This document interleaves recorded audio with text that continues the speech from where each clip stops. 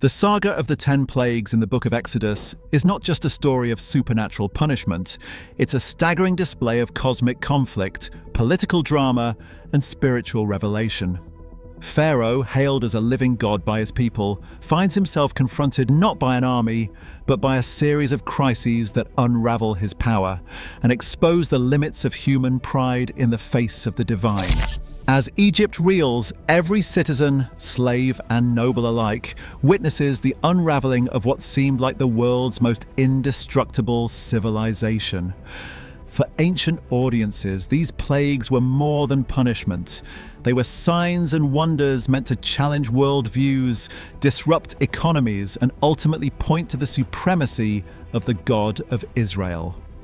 Today we are ranking the 7 levels of biblical plagues, guided by the devastation caused, the demonstration of God's power, and their impact on Pharaoh's heart and rule.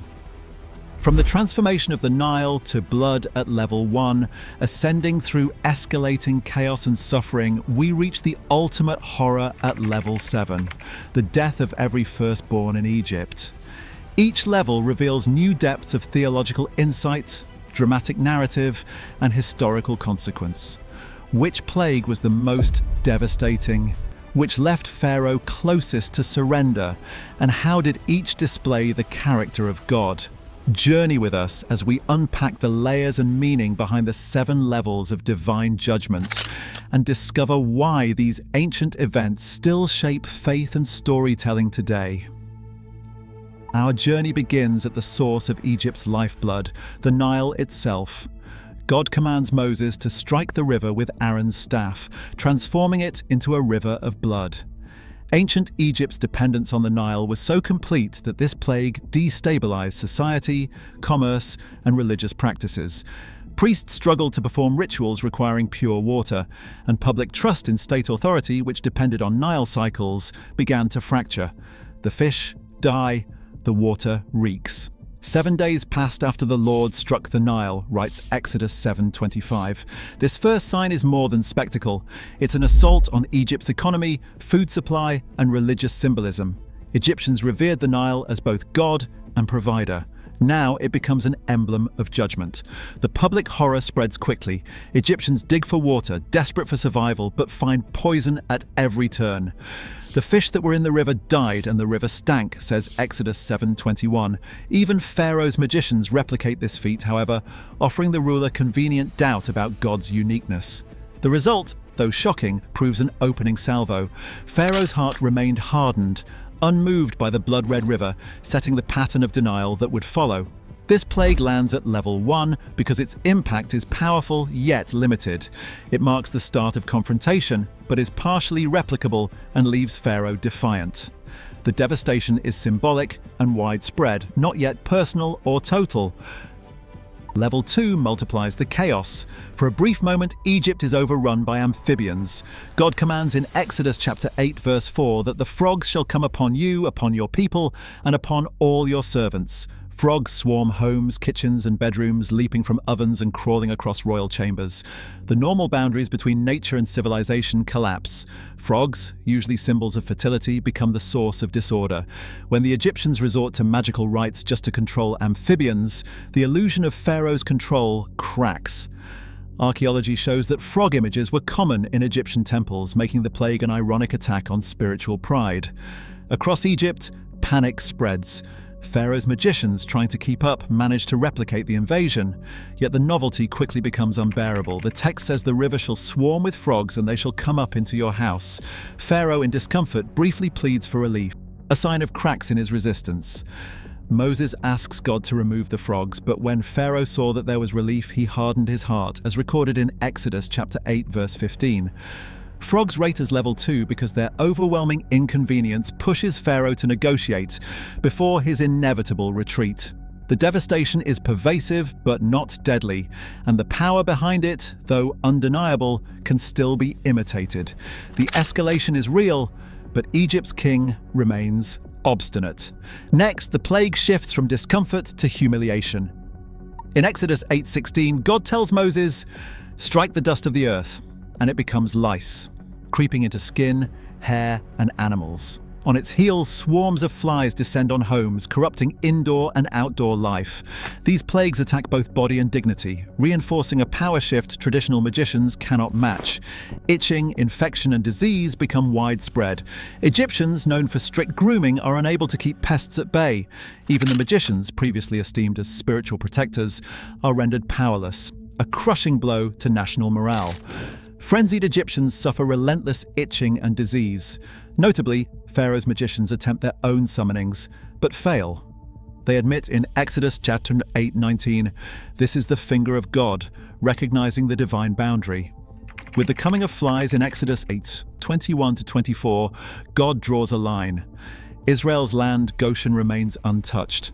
Pharaoh, disturbed, tries bargaining, but when the flies depart, he returns to stubbornness. Level 3 stands as the turning point, escalating beyond mere spectacle to personal invasion. Unlike levels 1 and 2, Egyptian magicians are defeated, and God's protection over Israel is manifest. The devastation is striking, but it lacks the economic toll and existential threat of subsequent plagues. Level 4 brings economic catastrophe. Moses warns in Exodus chapter 9:3, "The hand of the Lord will fall with a devastating plague, leading to the death of Egyptian horses, donkeys, camels, cattle, sheep, and goats." For an agrarian and trade-based society, livestock loss is ruinous. With Egypt's cattle, horses, and camels dead, food and transportation grind to a halt. Archaeological records from the period refer to famine, aligning with biblical descriptions. Egyptian officials attempt to explain their losses, but the preservation of Israelite herds serves as a clear message: separation and judgment. Within hours, pastures empty, food, trade, and agricultural life collapse.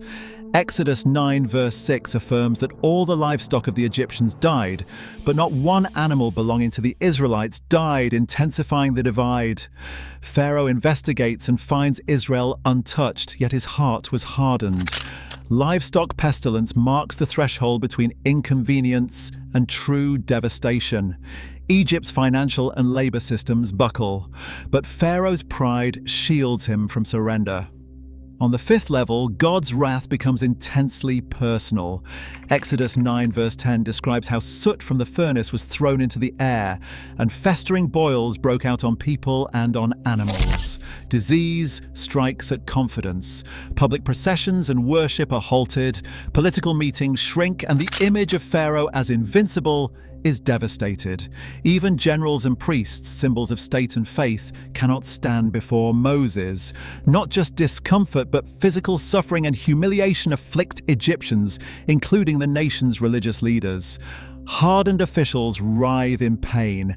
Exodus 9 verse 11 recounts that the magicians could not stand before Moses because of the boils, exposing the impotence of Egypt's spiritual authorities.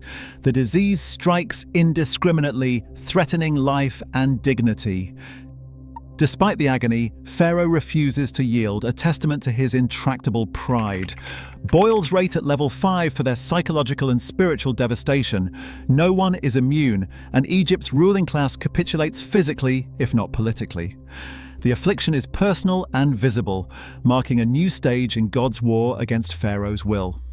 At level 6, the sky shatters. God releases hail such as had never fallen on Egypt from the day it was founded till now, in Exodus chapter 9 verse 18, destroying crops and property. The survivors' relief is short-lived. Locusts follow, devouring every green thing, as described in Exodus chapter 10 verses 3 to 6. Famine, ruin, and fear sweep the land.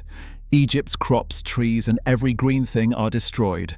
Grain reserves dwindle as locusts devour even seasonal regrowth. The text declares that never before had there been such a plague of locusts, nor will there ever be again, in Exodus chapter 10 verse 14. The population faces hunger on a scale not seen for generations. Warnings precede both calamities. Those who heed them find mercy. The hail breaks trees, kills livestock left outdoors, and shatters livelihoods. Locusts inflict further loss. Pharaoh quickly summoned Moses and Aaron and said, "I have sinned against the Lord your God and against you."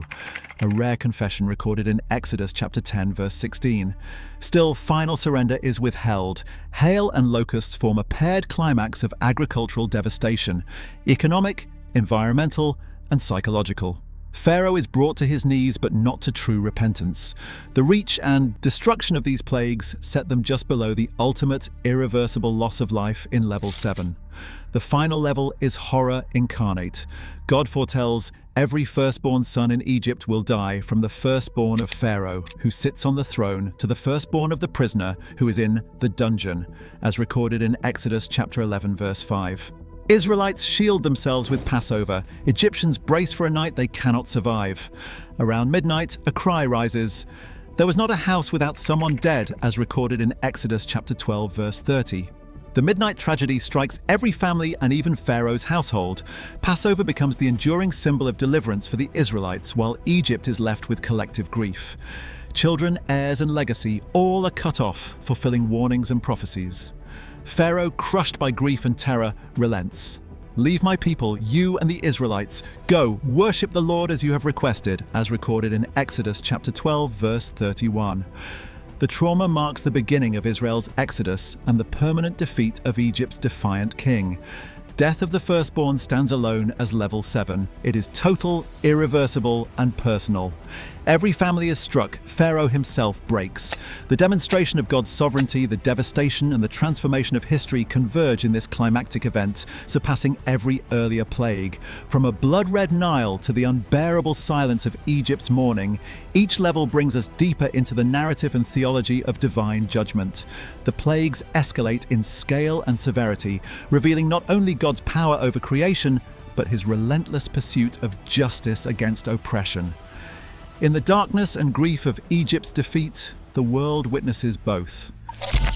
This final plague reveals the severity and mercy of God, the beginning of Israel's freedom and Pharaoh's final collapse. The plagues force us to wonder what happens when faith, power, and history collide. Ancient Egypt's rulers lost not simply wealth and power, but control over their worldview and even their families. For believers, the story is a narrative of hope amid suffering, a reminder that justice sometimes arrives in waves, and that God's ultimate concern is liberation from oppression. As we've seen, God's judgment against Egypt still allows for repentance and mercy. But why does the Bible say forgiveness is never offered to Satan and the fallen angels? In our next video, Why God Never Forgives Satan and the Fallen Angels Explained, will reveal what sets their rebellion apart and why redemption isn't possible for them.